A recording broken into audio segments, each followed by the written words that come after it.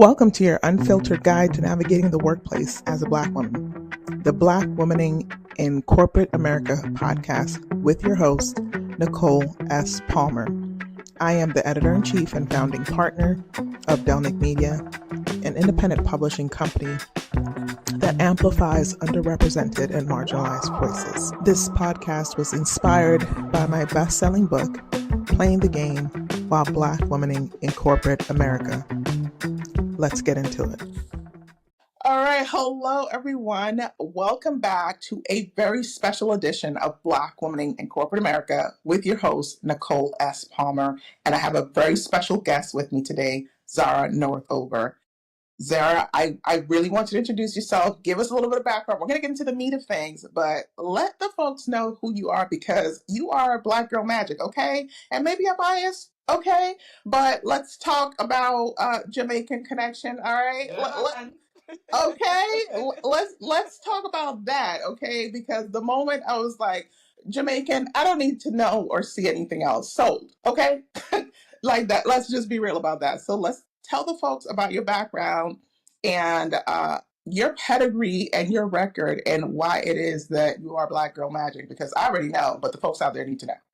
Thank you. Well, thank you, Nicole, for having me on Delnick Media, Black Womening in Corporate America. I love the title, because we just do what we do. Yes, we do. So, as stated, my name is Zara Northover. I am the CEO and founder of a brand called Moving in Faith. I am also a 2008 Jamaican Olympian, competed in the shot. Hey! All right. Like, y'all heard it. Okay. Yeah, it's going to be that kind of show today, folks. Okay. Because it is not just one, it is two Scotch bonnets up in here. Okay. Like fire. Okay. Yeah, y'all gonna see a whole other side, folks. Okay, so get into it. Yes, we have a lot of stuff to talk about, but yeah, yeah, it's about to be on. Okay. Yeah, continue, please. Yeah. So I competed in the 2008 Olympic Games in Beijing, China, for Jamaica. I am a dual citizen. I'm American-born, Yes. Jamaican parents, and I was fortunate and privileged enough to compete for my island, my home away from home. So father's side of the family is from Kingston, mother's side from Mandeville. Great, I do cook. So yeah, curry goat, oxtail, all the things. Okay, that is genetics. Okay, it seeps in. Okay, yes. Talk about it. So, aside from, but the Olympic athlete turned into corporate athlete. So, I worked several jobs. I have a degree from Northeastern University in political science with a double major actually in communications. That was minored with public communications, public relations. Yes. And I have a master's from Eastern Michigan University in sports management. Yes. And I am fortunate to have a bunch of different certificates from Cornell and DEI and women in entrepreneurship and all the above. So, I did the schooling thing. I did the professional athlete thing. And then I took the corporate athlete and turned it into a unfortunately, but positively, I became a pro se litigant. So I became a legal athlete as well. And I had to represent myself. Because unfortunately I have faced racial discrimination and retaliation. And one of the reasons why I'm grateful that you've opened up your platform to me, because, it's not a thing that sometimes people are even willing to be associated with, to create a safe space to talk about. And, I value sharing my journey because I know that it's going to help others either prepare if they encounter it, or it's going to help others be validated because my universal pain will bring forth a universal healing. And I love that. I'm really grateful to have this opportunity. It's a little nerve-wracking. When you're vulnerable in this way, and of course, and I'm in the thick of it. I'm preparing to go to put together a leave of appeal to go before the Michigan Supreme Court.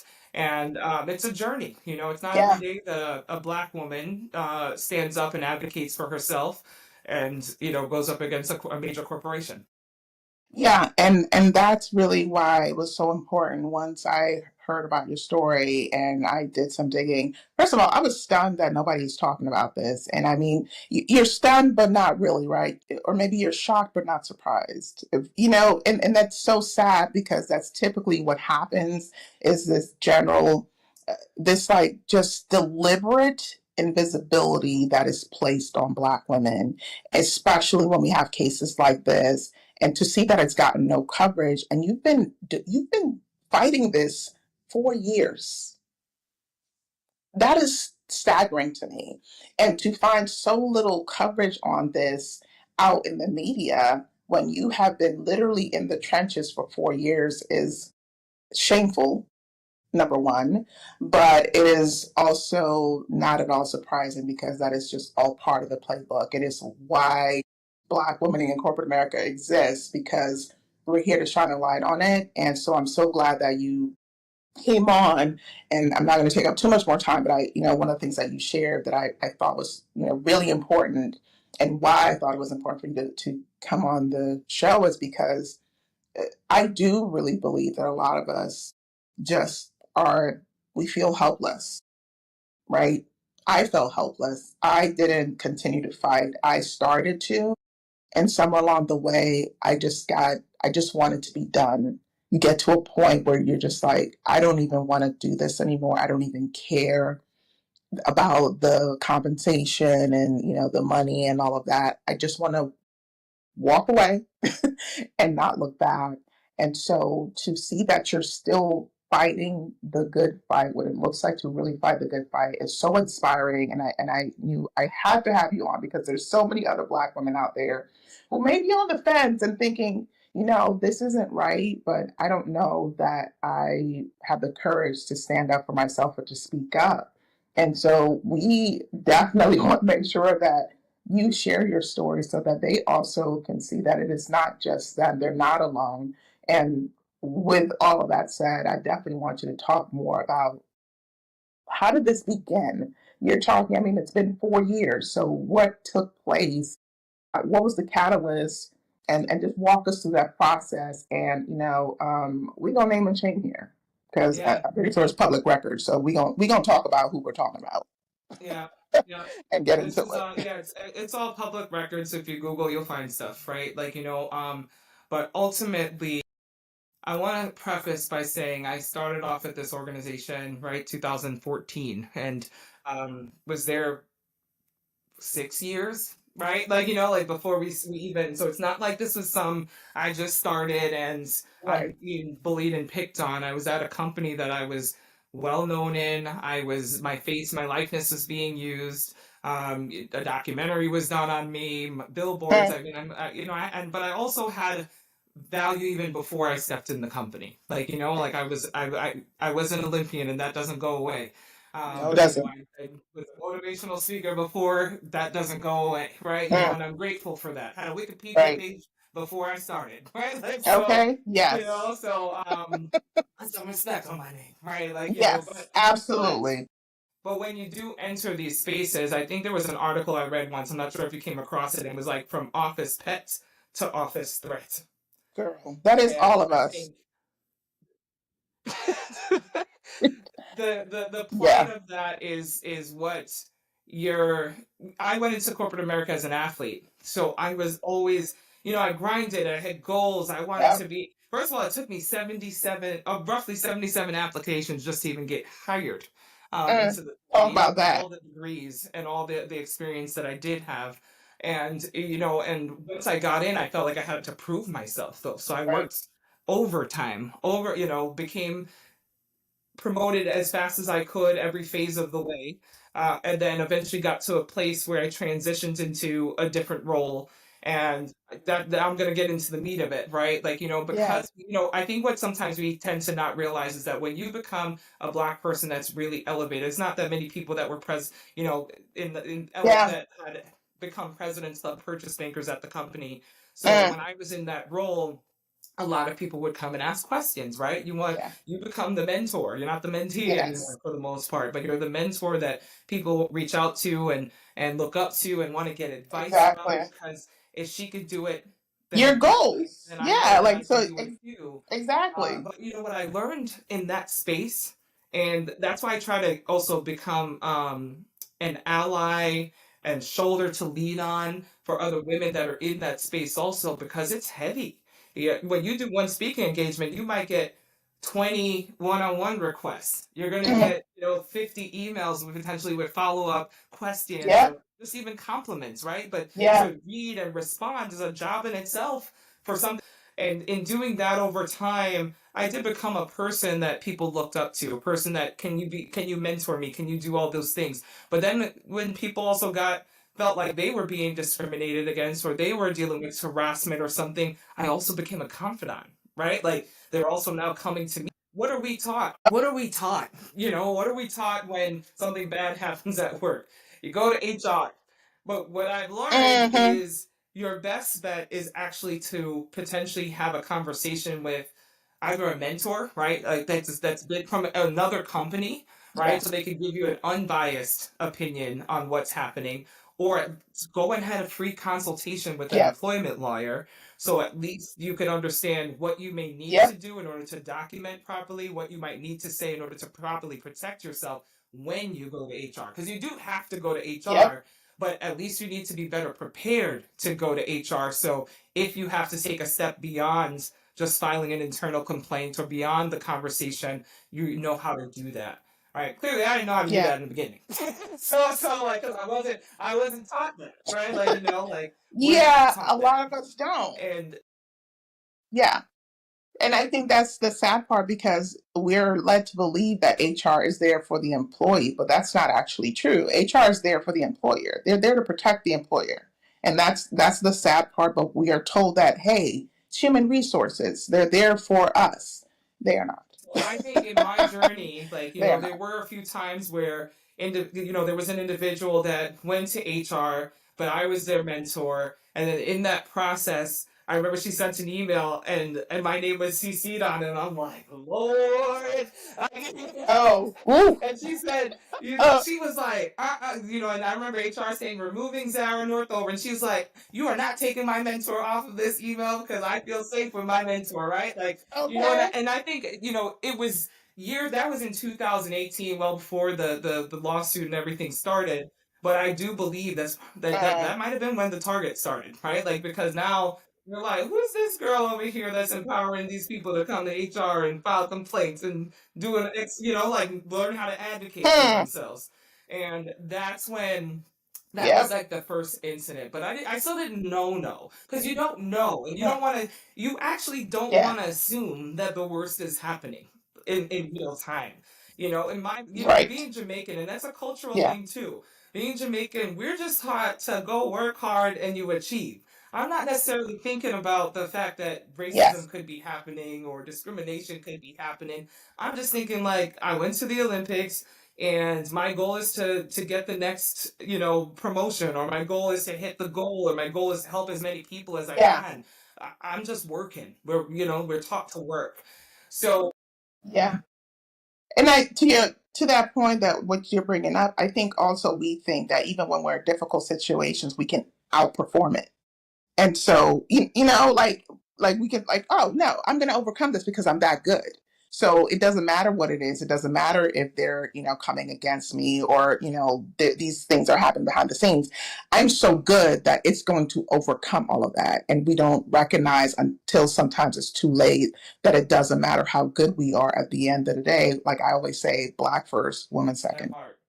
So I'm going through this process, and that happens with her. And we help the mentee, and she gets everything she needs to get. She finally gets the Yeah. promotion she's supposed to get, and everything works out for her. And I'm thinking we're good, right? Like once we Mm, sold her off, and I go about my business. But then I just noticed that mm, microaggressions started happening, the gaslighting starting to happen even mm. more so. But and then I end up on medical leave, right? Because I didn't understand, right? I didn't understand why my hair was starting to fall out, like, but things are just, people are not talking, to treating me the same. Like things are starting to get a little weird, and you start putting two and two together.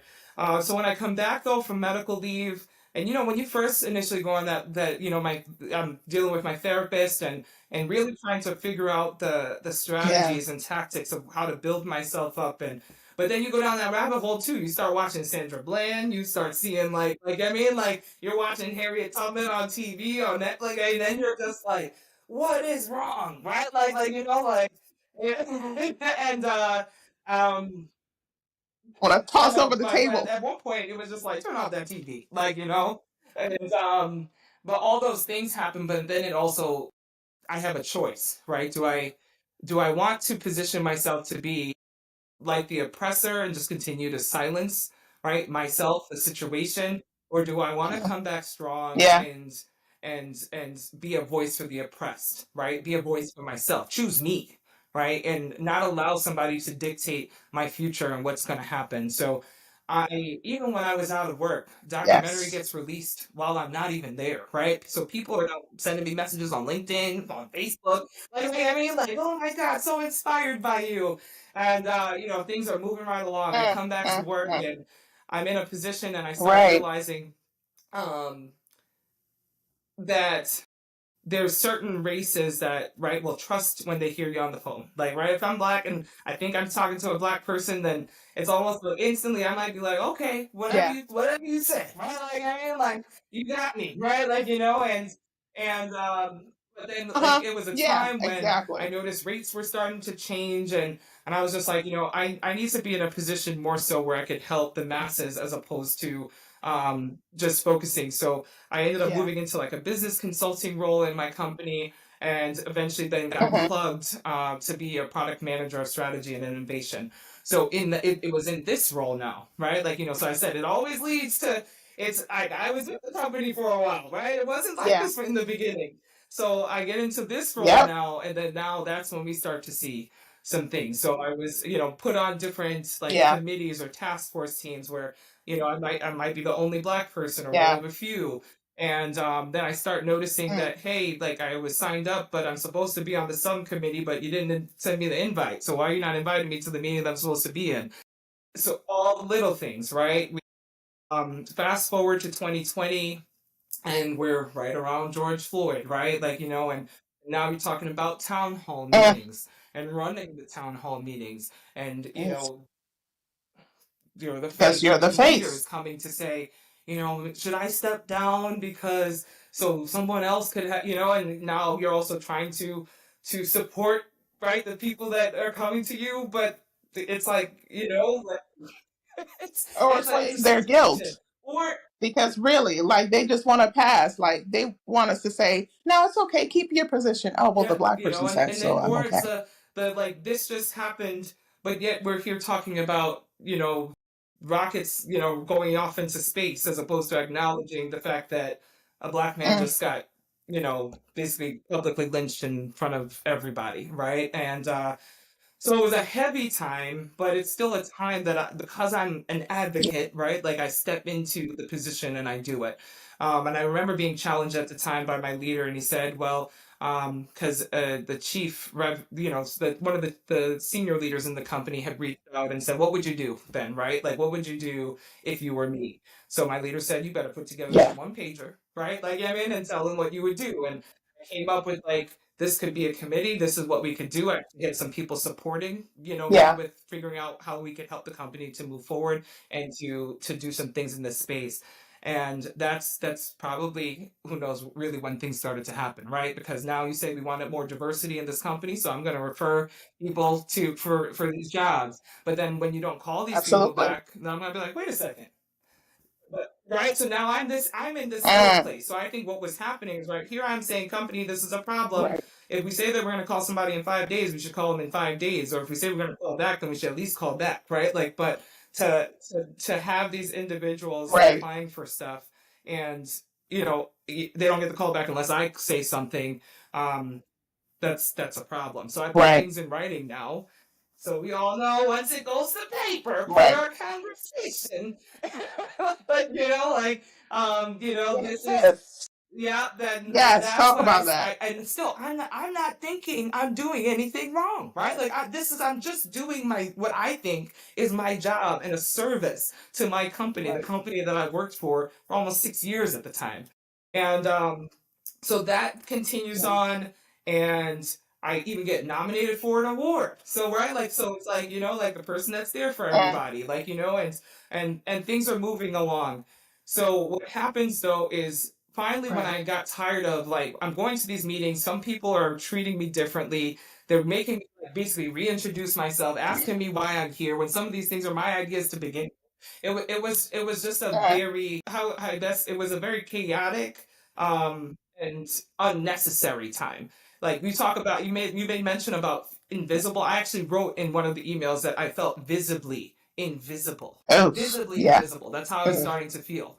And so it was after that I noticed after having a meeting with an individual, having the white woman tears, right? Like and having to then counter that and I think that's what's difficult because in these suits, right? When you're dealing with a lawsuit, then they're going to try to turn everything around you or on you, and they're trying to like even today, right? They probably gonna be watching this. Hello, like and then and say like, and make Take these it down. comments. But the reality is I'm the one that faced, right, retaliation. I'm the one that faced discrimination. I'm the one that was dealing with the microaggressions. But, that's their job, Yeah. right, to try to turn it around so they don't have to deal with it. And it was enough was getting enough. Like, I get called into a meeting where I'm told I'm going to be talking about one thing. And then it was a whole nother thing. Like thought I was having a one-on-one, but now I'm seeing you a senior leader next to us, the head of HR, right? Basically, right? And in that meeting, that's when I put two and two together because they said, "Well, you've been creating noise. What noise have I been creating?" I mean, like, and then when they said, like, the mess up was when they said from November, like, from a date, and then I was like, "Oh, that was the time when I wrote about the fact that we should be doing something about our diversity hiring practices, right?" Like, and I started to now put two and two together where this was going in my mind, right? Like, and then at that point, I said, "Oh, this sounds like retaliation to me, right?" Like, and I says, "But since I'm here, how about we talk about the fact that I believe that we could be unintentionally be adding to the racial divide because we have a higher interest rate in our FHA loans, right? Like, and then before I know it, Northover, if you continue down this path, it won't end well for you." Wow. So I remember like when you hear something like that, I'm like, first of all, my leader's not on this call. The person that I report to from like TRS HR standpoint is not on this. Why are they not on the call? Right? Like, like what? Now you're starting to realize, oh, this is so I'm teams and people on the side because all this is virtual. So I'm teams and my leaders like, what's happening? Why is it? Why am I being threatened? Why why? And then you get this email, which is supposed to be an expectations email, but it's more like a performance plan. So like, I mean, like you could try to get rid of me, like I mean, like, and all those things happened. But the clincher, and you're getting a fast forwarded version of all of this, right? Is when 2 weeks later, Yeah. I received a card for my birthday with a gorilla on the front, dressed up as a fortune teller with a card on their hand, and inside the card read, "Zara, I see a great year in your future," or "Bananas. It's unclear. Happy birthday anyway." Signed by the CEO and the COO of the company. I think that's the moment when, like at first it's like you wanted to try to find a way to still kind of push through and maybe I'll just transfer roles or something X, Y, and Z because my whole experience at the company wasn't this way, right? Like, um, but when you see that card, I'm like, black women, black people have been historically, you know, compared to gorillas and monkeys, like as a sign of disrespect, discrimination. To this Like, day, and still then, do. and the words don't even make it any better. I see a great year in your future, or bananas. That makes it worse. So even if you didn't have the monkey, like, and you just gave me the card with the words, it's just as bad. And I was like, something's not right here. And then that's when, like, I'm reaching out to HR and doing all the protocol stuff. But I knew it, and then I ended up on medical leave because literally, I mean, my hair's falling out, like cracked teeth from grinding, like all sorts of stuff, right? Start happening. And then I had a decision to make, and that's the thing. You try to go to the EEOC, but during during the pandemic, like that was like there was no appointments, there was no nothing. I was recommended to see an attorney, And unfortunately, those attorneys weren't specialized in employment law. Like, they ended up taking me on, but at the time, once again, I don't know the difference, right?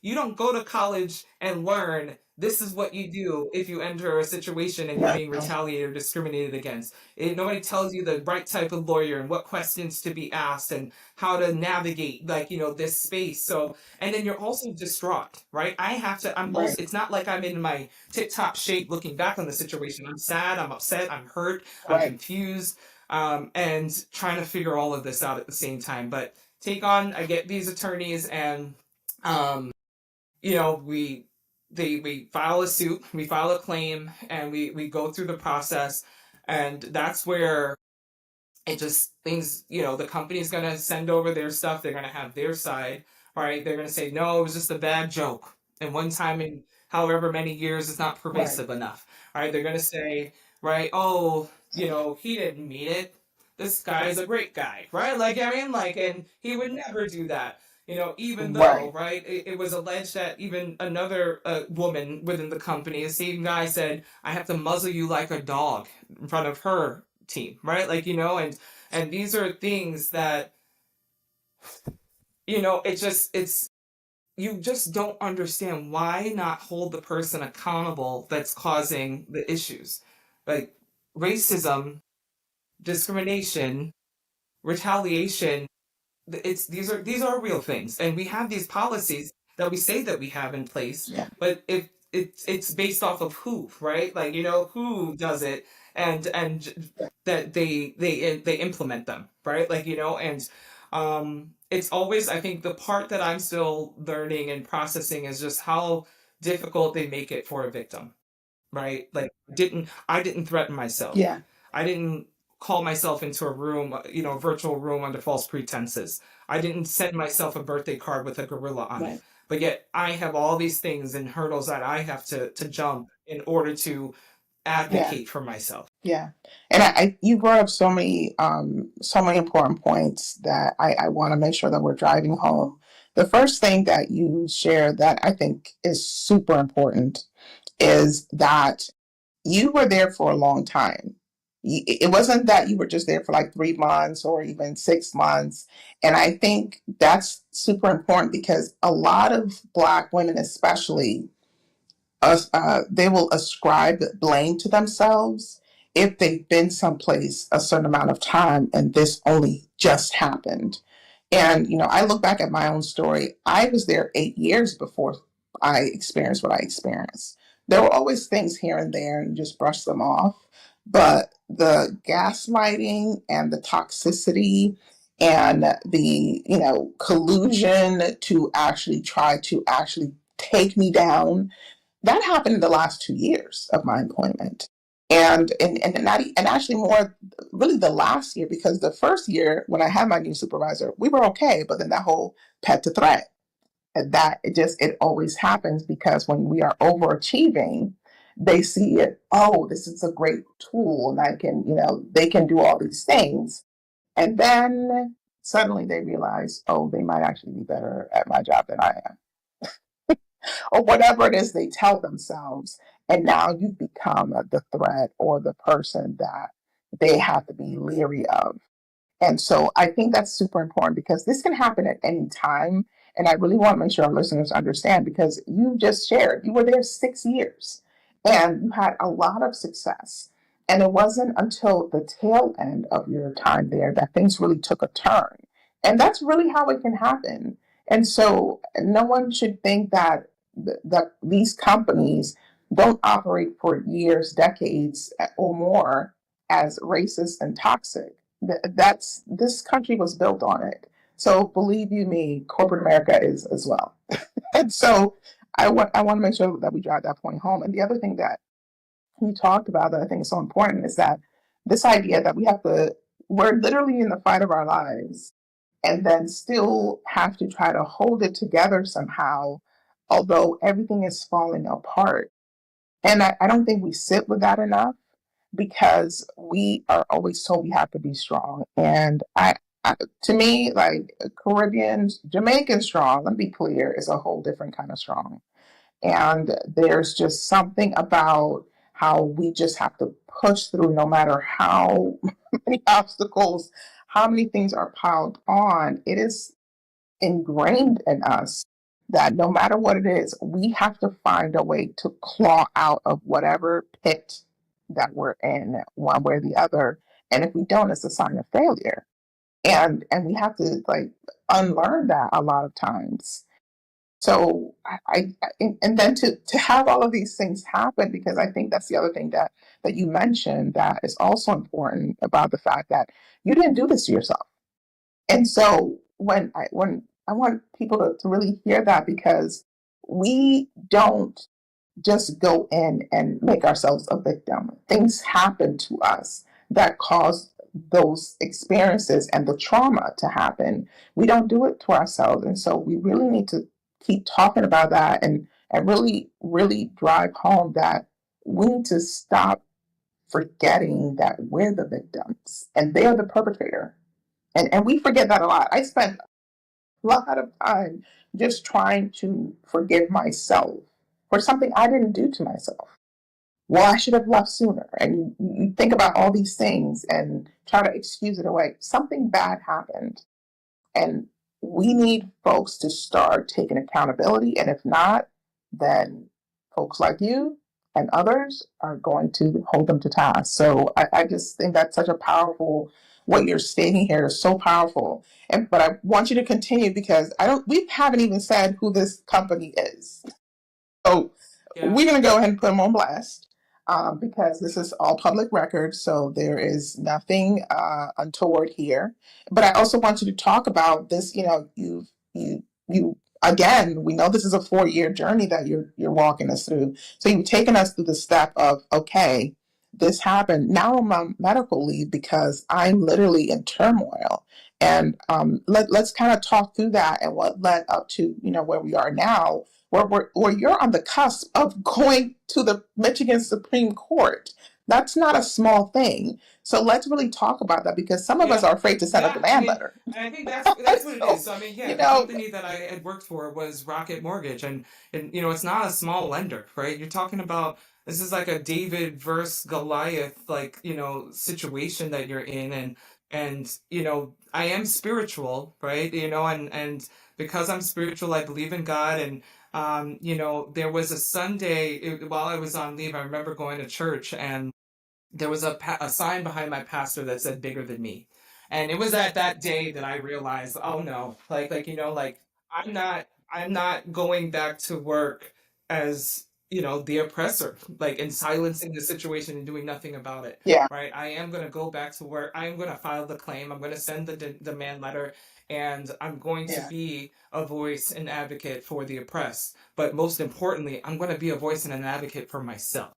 And it was a friend that gave me a piece of advice where she said, whether you choose to say something or you don't choose to say something, right? This is going to be with you for the rest of your life. yeah, So what can you live with?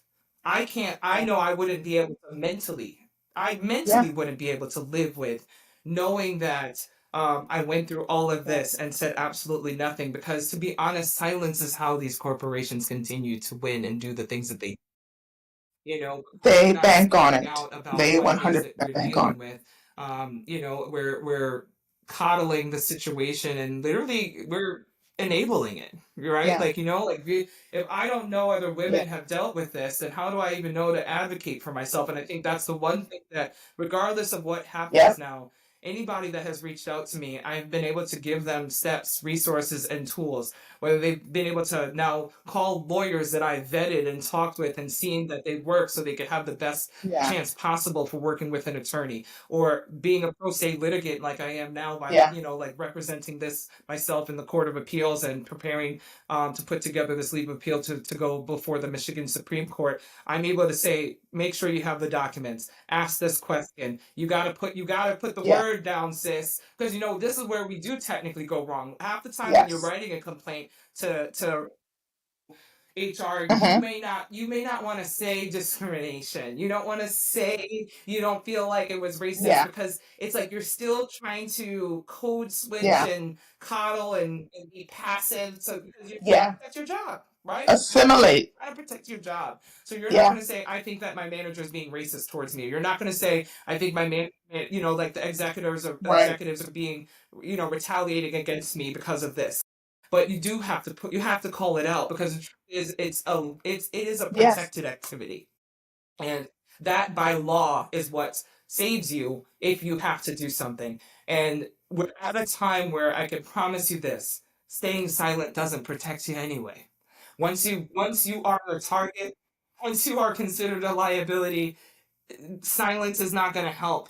Yeah. If anything, speaking out or filing a claim Yeah. probably will help you keep your job a little bit longer because, anything they do after that is retaliation. So, like it may be an uncomfortable or become the toxic Absolutely. environment, but these are then all the things that you're going to need to make sure that you keep when you go to file a claim because it's because Absolutely. we're not prepared or because we're afraid to do those things. That's oftentimes why a Yeah. summary, right, a motion is dismissed early. Well, she reached out to HR, but she didn't say there was anything wrong. She said that, oh, her manager didn't like her, but her manager not liking her is not illegal, right? But her manager discriminating against her is illegal. Her manager doing it because she's the only black one on the team is illegal, right? Like that's why it's important to know the verbiage. So as I always say, because it is free to have an employment consultation with most lawyers.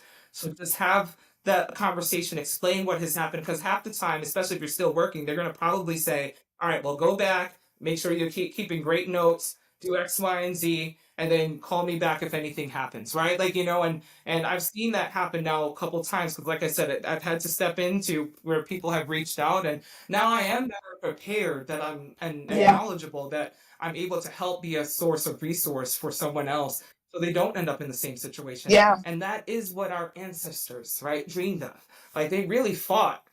They fought for us to be able to stand and walk and run and fight and be the first and do all these things.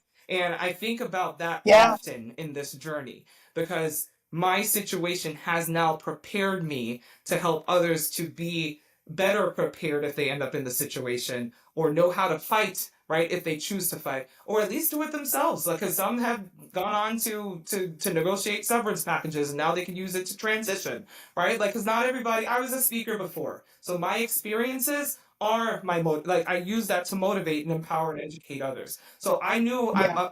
signing an NDA was not gonna. That's not on the line for me, right? Like like it is important, and not Right. just because I want to speak, but I think some people don't realize it really is Yeah. a psychological thing. If you have to silence yourself, that is what ruminates in your mind. You can't speak about your Yeah. situation, especially if you're a speaker. Absolutely. It would kill me. It literally, I Yeah. think, would kill you. Yeah. Yes. No, I completely agree with that. And what you're sharing is such a powerful thing. Like one thing that you've raised that I think it's important that our listeners catch because I was I was unfortunate not to know this until after the fact is that you can absolutely and you should absolutely file an EEOC claim while you're still employed because what you have to keep in mind is the clock starts the moment the event happens. So it's not when you decide to file the claim that the clock starts, it's how far back. So imagine if you had waited until after you left the job to talk about the card that you received and the threatening meeting that you were in. They would say, when did that happen? And then when you tell them when it happens, like, well, actually, unfortunately, it's outside the window. And some states even give you less time than others. So there are a few that will give you about 300 days. So that's super important to keep in mind is that the moment it happens, not when you decide, but the moment the event happens is the moment to file the claim because that is what's going to insulate and protect you. But if you wait too long, then you're outside the window. And I love that you're helping other Black women and other individuals have those resources because a lot of us don't know that. A lot of us don't even know where to start or where to turn. And then the other thing that I really wanted to drive home because you've essentially touched on it when you're talking about going to the church and seeing the sign behind your pastor and the things that you're doing now. And this is something that I believe for myself. I believe sometimes the hell that we go through is not for us, but for someone else. and that's what I see with what you're sharing. That's why I wrote my book.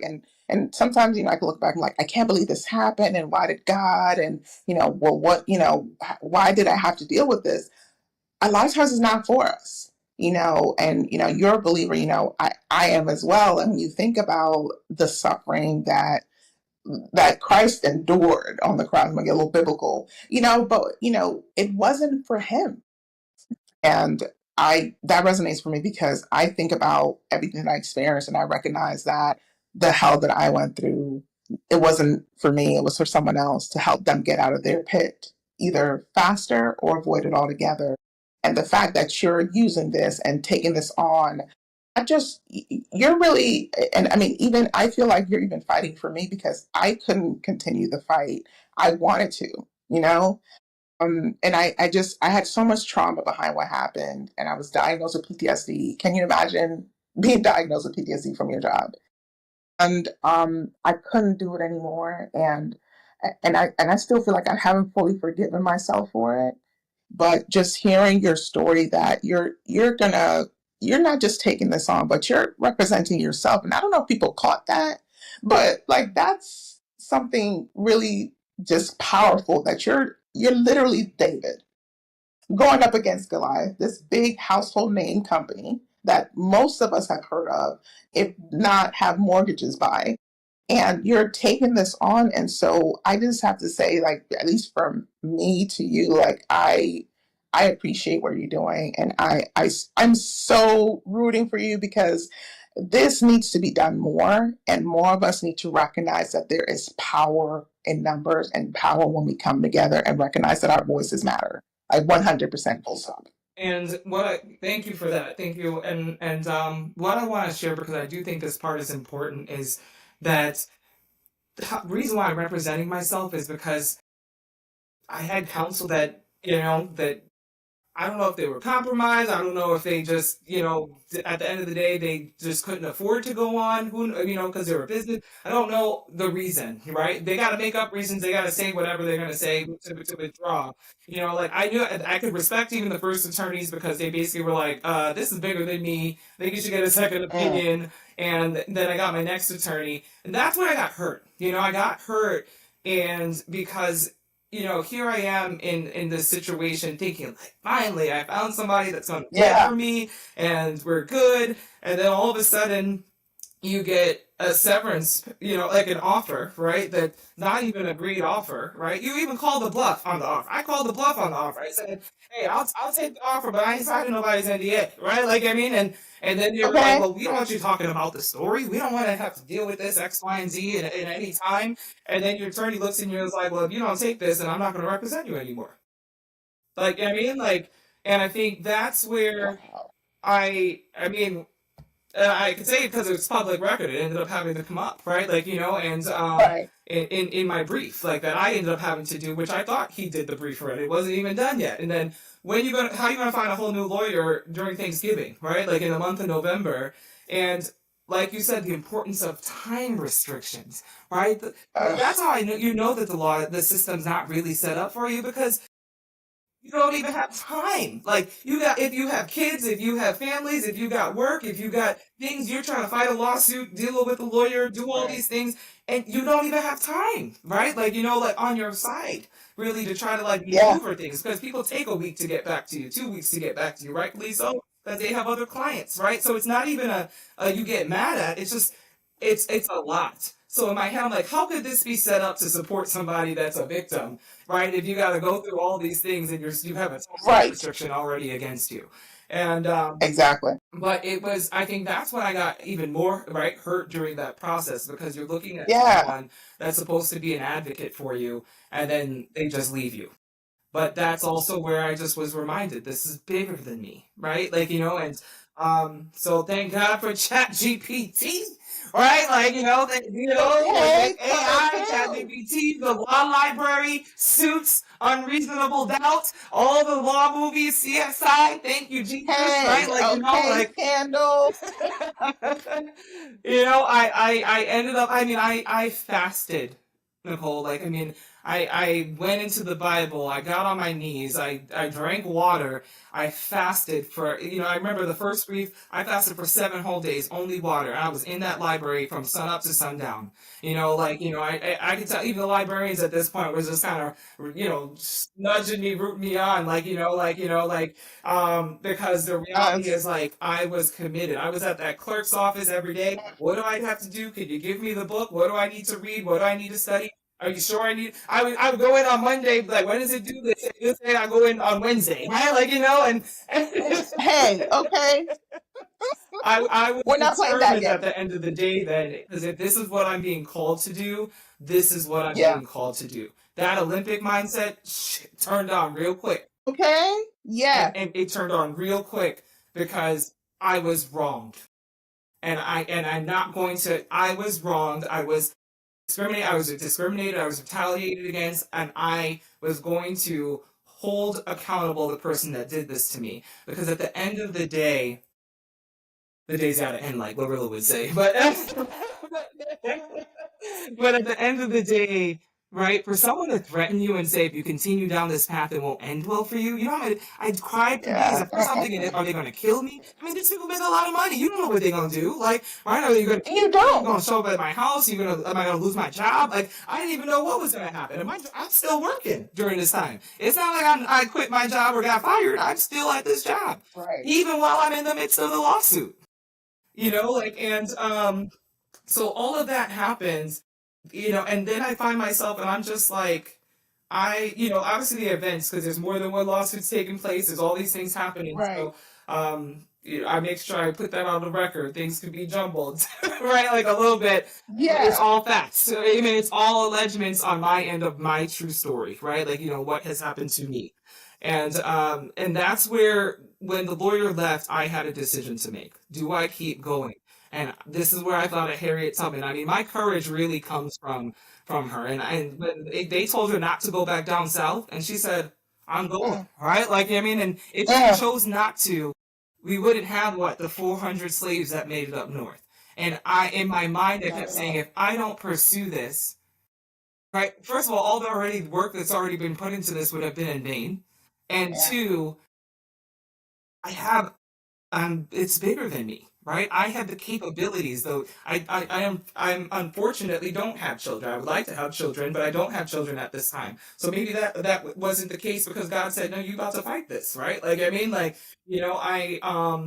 I was in a position where I'm still, and mind you, my mortgage is with Rocket Mortgage, right? So I'm still paying these people all. I mean, I'm suing them, like, right? Like, Can you? and I can't be late. Like, I can't afford to be late paying Okay. my money, right? Mm. Like, so Mm. all these things are happening, and I just said enough is enough, and I'm going to continue to pursue. I'm going to continue to move in faith. I know that this is bigger than me, and to write briefs. Right, you put that 30-page brief together, then you had the 240-page appendix. Then all of a sudden, now you start finding case law, and you're like, oh, you get excited, and I was like, so this is what it feels like to be a lawyer, right? Because you start realizing, okay, some strategy pieces, Yeah. and you still don't really know because you're not one, right? Like, I didn't go to school for this, but I'm doing the best that I can. I'm asking for, opinions, helps, or whatever, who will talk to me, strangers, Right. like to just do what I can. And I did, and on May 13th, I went into oral argument. I was endorsed, right? Like, I know that a lot of pro se litigants don't get endorsed to be able to go before the 3 judges, right? But I was endorsed, and, God had put it on my heart to probably speak sooner, right? Like, so probably, but, people didn't necessarily reach out, and you would wonder, like, I mean, I wonder why, but it's also like, I wasn't also really talking about it, but how can you, Yeah. what God put on my mind was, you're fighting to not sign an NDA, but you're operating like you're under an NDA. I think that makes sense. Mm. Okay. Hello. Like he also Yeah. downloaded the visual of Jesus carried the cross in front of all those people, then was crucified in front of all those people. He was a walking testimony. I called you to a Mm. mission, but you're being silent. That makes sense. Mm. He was preaching good. You know, And I just, so all these things started to happen, and that's why, I mean, you're my first. Yeah. This is the first time I'm actually having a casual conversation, Courtney. So I mean, this is special, and everybody that's watching, thank you, right, like for being on this journey with me. I did do a TED Talk February 22nd in Boston. I did a TED Talk, Okay. and it's Yes. called "We Are Worth the Cost of Justice," because we are, right, you know, and I think once that really resonated with me, it gets a little bit easier and easier to kind of then Yeah. share the story because the story needs to be heard. And I pull this up real quick on my phone because that's when I realized the first time I actually publicly put myself out there on social media. Yeah. On one of the pages, I got this message back, and I'll read part of it. But she said, "My God, you have no idea how much hearing yours talk about this is saving me from suicide ideation. The betrayal and confusion that comes with that level of betrayal, I gaslight myself, assuming I must be the problem. How am I unable to work well with attorneys, my own attorneys, lying in bed, tossing and turning, frustrated with myself because my spirit just isn't sitting well with their actions, but also blaming myself because therapy induces us to cognitive distortion." This is a woman in Oklahoma. I don't know her personally, but because I shared, right, you know, like she felt comfortable enough and that she said, "No, I'm going to live another day." You know, and that becomes heavy, like, you know, like, and I remember being so emotional and crying when I was reading that, but I was also like at the point, like, okay, God, I get why you're saying I need to share my story. You know, another one, I watched your video with tears flowing. I don't know you, but I know the amount of strength it takes to not give up. You are a hero to many employees, literally sitting here with tears in my eyes, pain in my chest, because I'm running out of gas and my body's shutting down on me. I can't see myself continuing on any longer or enduring. You know, and I just these jobs and that have had such a toll and a stronghold on Yeah. so many people that it's like you start to feel like you're not worthy, but we Yeah. are worthy. Yeah, we believe the lie. Like, absolutely believe the lie. Yeah, it, and I think that's the powerful thing about us coming together and having that initial conversation is that when I look at Black women across any aspect of life, across the globe, we all have the same painful story. And I kind of liken it to this notion that if I started singing the song, you would be able to join in because you know the lyrics. You've gone through the same exact pain, the gaslighting. And I truly believe the reason behind that is because even though we are all different, we are all treated the same because all of the stereotypes that people believe about Black women are so ingrained and so insidious, and it just becomes just part of the norm. Oh, of course you're angry. If you're animated when you're having a conversation, that's scary and that's threatening. If you're a little quiet, then you're not interacting, you're not engaged, you're withdrawn, and there's this wild narratives that fly around about us. And how do you exist in a space that continues to do that, to continues to believe that we are one person, no matter who we are, no matter what package we're in? The moment they see that we're Black and woman, oh, I know who she is. I've already gotten her pegged. And so it's so disheartening to hear those stories, but it's also encouraging, and it shows you're on the right path, because I know you're fighting for me, because like I look back, I'm like, I really should have just gone all the way, but you give me hope, because it's like, well, she's gonna do this for all of us. She's repping us all, and she's gonna go out there and do us proud. And I'm so grateful that our paths cross, and I'm so grateful that you're sharing your story, because yes, we need to tell our stories. Not enough of us are telling our stories. There's a lot of us who are tired and traumatized, but we need to rise up. This is the one time we need to not be silent or allow others to silence us, certainly not corporate America. So thank you so much for that. Absolutely. Thank you. Thank you for having me. Thank you for everybody for listening. And the reason why also though, because systemic racism is a thing. It's deeply rooted. So Absolutely. you're afraid that, and I can't say that I wasn't in the beginning, right? Like I could have been talking about this 5, 4 years ago, all right? Like when Right. like different media outlets were reaching out but you're like, how am I about to get another job, right? Because if they know I'm suing this company, then are they going to want to, like, am I going to be tainted? That's where they talk about the blackballing thing. But all these things, you're not going to know what's happening behind the scenes. You're not going to know that, and these are fake names, right? Sally called John and said, like, don't you hire her. I mean, like, you're not going to know because you're not going to see it and you can't prove it. But these are, like, you're Exactly. dealing with a company that's that large and that's big, and then Yeah. you might go out here now and you're talking about it, right? Because they tried to basically paint me as this money hungry, media seeking attention has been, right? Like, but I'm like, what do you mean? Like, first of all, you're the one that did a documentary on me, right? Like, I mean, like to try to get more diversity I and mean, to show come people on. what's possible. So you can use me, but I can't use me. Like, Hello? Where did you get it? Come on and I now. think those are the things that I'm just like, you want to roll your eyes, but the law is so funny because it's all about who creates the narrative. And at this stage, I need to control my narrative because this is what has happened to me, and no one else is going to write that story. And this is the beginning. So anybody else that want to call me on their podcast, holla at your girl, right? Like, at Zara Yes. Northover on Instagram, Zara G Northover at gmail.com. But like, call your girl Yes. and because we do need to talk about this more. And people do Yeah. need to be better And prepared because little things absolutely. can go a long way with preparation. Yes, and we're gonna make sure we're gonna put all of your contact details in the description, so you guys don't have to worry about it. Just make sure you check the description. We're gonna be blasting this everywhere. Please reach out to her. We need to make sure that this is getting out there. We need to make some noise because this is deplorable. That let's just call it what it is. It is deplorable that this is continued unchecked, and we need to stand up. And if there are others that have experienced something similar, give us a call. Let us know. Reach out. There is power in numbers. I think it would be amazing if more people came forward because at the end of the day, to your point, the silence is what keeps them in power because people don't speak up, because people feel like they can't speak up. We have this phenomenal woman right here, this phenomenal Black woman that is getting ready to go all the way to the Supreme Court. Y'all, the very least you can do is send an email. You can send a message. Come on, like let's come together. This is the time, especially the way this climate is. We need to come together. We need to come together.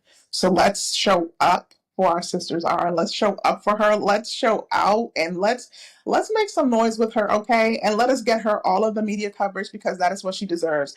It is completely a shame that this is the first media coverage that she has gotten because this has been going on 4 years, and that to hear that no media outlet has picked this up, you guys need to do better. Okay, come on.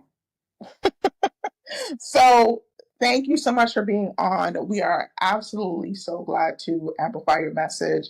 We know that you are going to go on to do great things. We're going to be watching closely, and this is not the one and only. We're going to have you back because we want updates. We want to keep getting the word out. So thank you so much for your time. And as I always like to say here, until next time, take care, guys. Thank you. Bye, everyone.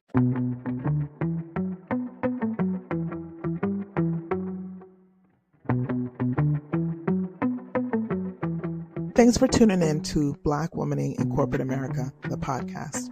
If today's episode spoke to you, make sure to like, share, and subscribe, or submit a 5-star rating wherever you're listening. And don't forget to grab your copy of Playing the Game While Black Womaning in Corporate America, available now wherever books are sold. Until next time, take care.